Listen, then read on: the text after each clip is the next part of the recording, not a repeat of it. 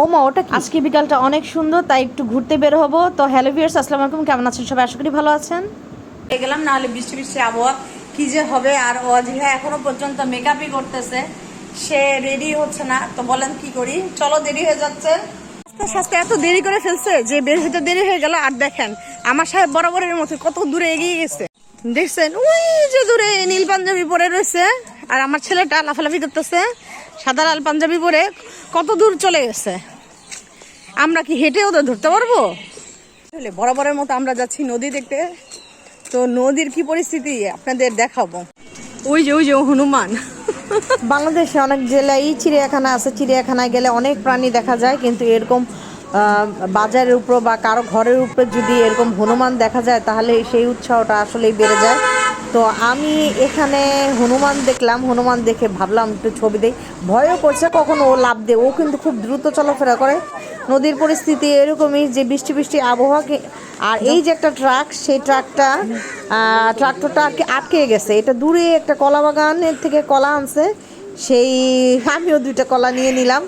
তো ওরা আটকে গেছে, যাই হোক ওরা আটকে থাক আর আমরা চলে যাই। আমরা এই নদীতে আর নামলাম না ওদের এগুলো দেখে। আর এখানে পানি হাঁটা যাচ্ছিল না, তো আমরা একটা পাখি নিয়ে চলে গেলাম দূরে। আমি কীরকম যে ঘামছি কীভাবে বলবো আপনাদের। পাখিটা চলতেছে দেখে একটু শান্তি। চলতে হঠাৎ করে একটি বাগান বাড়ি দেখতে পারি। তো বাগান বাড়ির ঘটনাটাকে আপনাকে বলি। এই বাগান বাড়িটা খুবই সুন্দর। আমি সবসময় যখন কুষ্টিয়াতে যাই তখন এটা চোখে পড়ে, কিন্তু মালিক না থাকায় ভিতরটা কখনো ঘুরে দেখা হয়নি। তো আজকে মালিককে পেয়ে আমি পিছু নিলাম, তো পরিচিত হলাম। এবং এই যে মালিককে দেখতেই পাচ্ছেন, উনি রাজশাহীতে থাকে। এই বাড়িটা এখন খালিই পড়ে থাকে। তো উনি এখন ওনার বাড়িতেই উনি ঘুরতেই আসছে, এরকম একটা অবস্থা। তো ওনাদের পুরানো খাট পালং দেখতেছিলাম। তো ওনাদের বাগানে অনেক বাদাম হয়েছে, বাগান বলতে জমিতে সরি। তো সেই জমির বাদামগুলো শুকাইতে দেওয়া হয়েছে, যেহেতু বৃষ্টি বৃষ্টি আবহাওয়া দেখতেই পাচ্ছেন। তো আবহাওয়ার জন্য সব ঘরের মধ্যে দিয়েছে, আসলে প্রতিটি ঘরেই একই অবস্থা। তো ওনার উঠান টুঠান এগুলো সব কিন্তু পুরনো গাছ। তো এই লিচু গাছটা নতুন লাগাইছে। আর বাদাম যেহেতু অনেক, তো আমাকে বাদাম নিতে বললো, তো আমি আর বাদাম নিলাম না। তো আমরা কথা শেষ করেই আবার নদীতে চলে গেলাম, যেহেতু আমাদের মূল উদ্দেশ্য ছিল নদী। তো আমি ওখান থেকে দেখেন একটা পাতাবাহারের ডাল নিয়ে আসছি।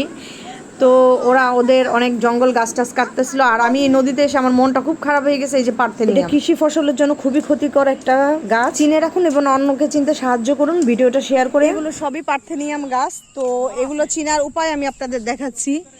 তো এখান থেকে একটা ডাল নিয়েছি, এটা কিন্তু খুবই বিষাক্ত, যদিও আমি হাত দিয়ে ধরেছি এটা। তো দেখতেই পাচ্ছেন পাতাগুলা, এগুলো কিন্তু ফসলের জন্য খুবই ক্ষতিকর, এতে উৎপাদন কমে যায় ফসলে। তো এই গাছগুলো নষ্ট করে ফেলা এটাই উত্তম, অতএব এগুলো আমরা দেখলেই নষ্ট করে ফেলবো। তো আমরা চলতে চলতে রাজহাঁস দেখলাম, রাজহাঁসগুলো আমাদের দেখে খুবই খেপে গেছে। আমরা তো ভয়ে চলে আসলাম, তাও ভালো কথা। আসার সময় আমরা খুব সুন্দর নদীর পিলি মাছ পাইছি। কখনো আপনারা এই মাছ দেখেছেন কিনা জানাবেন। এই মাছ কিন্তু খেতে ভাইয়া নদী থেকে একটু দো পেঁয়াজু করা যায়, খেতে খুবই মজা। এখানে এগুলোর নাম খুবই পিলি মজা মাছ হয়, বলে। খুব নরম আপনাদের দিকে কি মাছগুলো। বলে একটু জানাবেন। আজকে রাতের জন্য আমরা মুরগি খাবো, তো মুরগি রান্না করছি পেঁপে দিয়ে, গাছের পেঁপে দিয়ে মুরগি রান্না করছি। আসলে নিজের গাছের কোনো কিছু থাকলেই আসলে স্বাদই বেড়ে যায়। রান্না করছি, সবাই অনেক পছন্দ করছে খেতে। তো একজন মাছ খায়, একজন মুরগি খায় আমার বাচ্চারা। তো সাথে মাছও ছিল। তো আমি মাছটার মধ্যে লেবু পাতা দিয়ে দিয়েছি, কারণ লেবু পাতা দিলে খুব মজা লাগে। কথা বলতে বলতে ভুলেই গেছি বলতে, যে যারা এখনও আমার পেজটি ফলো করেনি কাইন্ডলি ফলো করে দিবেন। আর যারা রেগুলার আমার ব্লগ দেখেন কমেন্ট করতে ভুলবেন না। কোনো প্রশ্ন থাকলে অবশ্যই করবেন এবং পাশে থাকবেন, সাপোর্ট করবেন। এরকম আপনাদের দোয়া ও ভালোবাসায় আরও এগিয়ে যেতে চাই। তো এই ব্লগটা এখানে শেষ করছি। আল্লাহ হাফেজ।